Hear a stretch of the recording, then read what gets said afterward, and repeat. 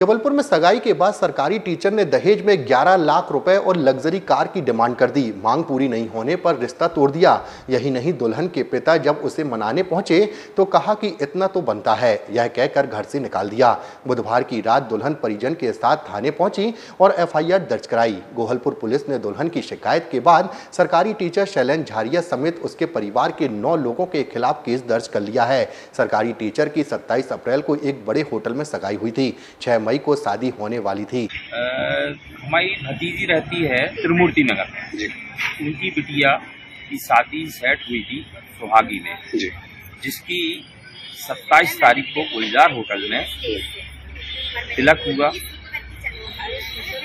और लगन हुई, एंगेजमेंट हुआ। इसके बाद में 29 तारीख को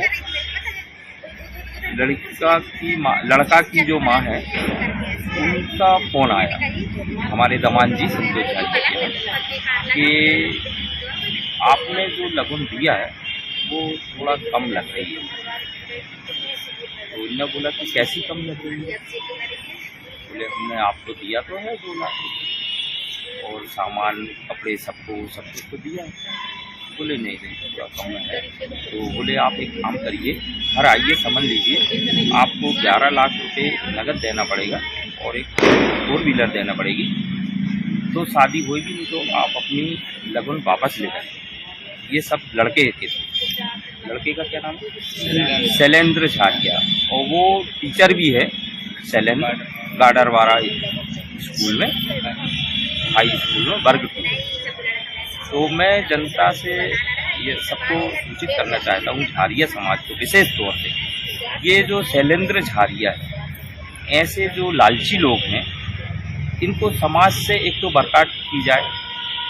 दूसरी बात है, इनको कहीं भी शादी यदि किसी से भी करते हैं तो उसको थोड़ा गौर किया जाए।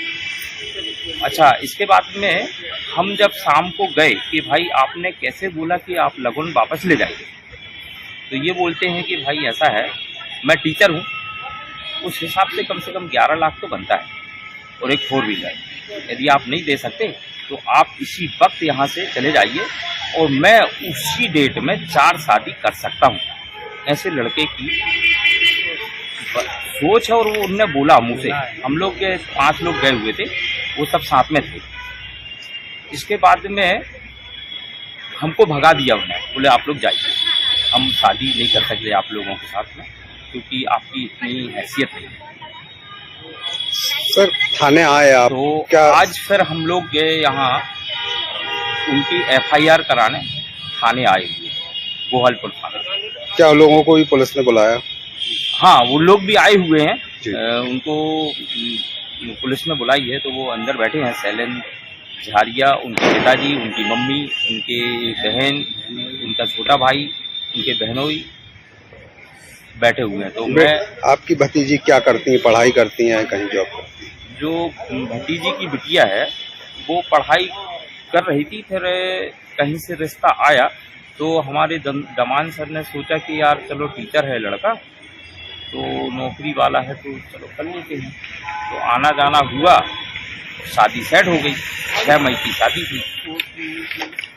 सर आपका नाम है? सुखचैन झारिया, साबदा चौक। उसकी शादी तय हुई थी शैलेंद्र झारिया निवासी सुहागी से, और इनकी सगाई, टीका, फलदान सब कुछ हो गया था।